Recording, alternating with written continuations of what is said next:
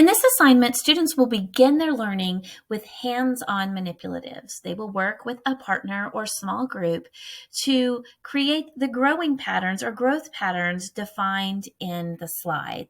The first part of this assignment says work with a partner to create a pattern using the rule of add to.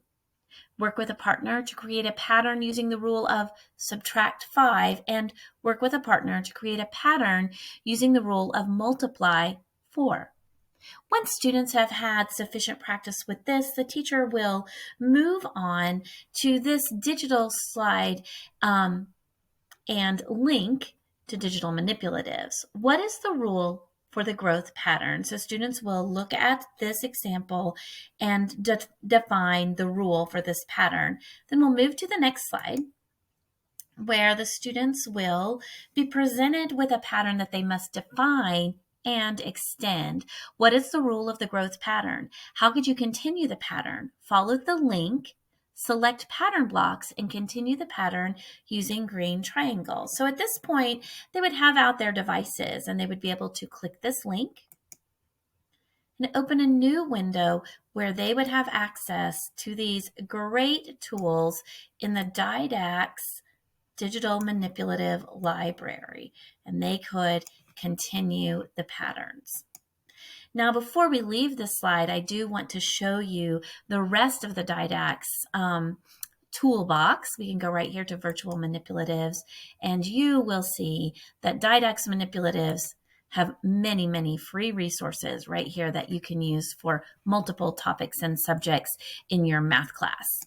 Okay, we're going to go on to the next slide or page.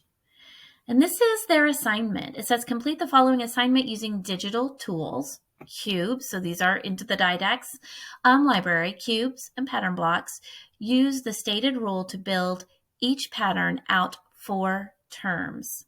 Okay, this gives instructions of how students can take a picture of their screen so that once they've built the patterns, they do a screenshot, and then they'll submit those screenshots in their final assignment. They'll upload those photos. Okay, so here are the instructions for their assignment. Let me put this into student view so you can have a good view.